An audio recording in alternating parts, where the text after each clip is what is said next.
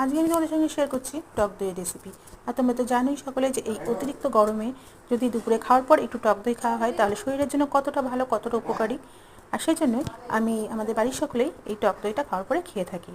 আর দেখো তোমরা, প্রথমে আমি তো দুধটাকে একটু ভালো করে জাল দিয়ে ঘন করে নিলাম। তারপরে এটার মধ্যে আমি হাত দিয়ে দেখে নিলাম যে একটু হালকা উষ্ণ উষ্ণ গরম আছে কিনা। তারপর সেই উষ্ণ গরম অবস্থায় আমি এর মধ্যে দিয়ে দিলাম 1 চামচ টক দই।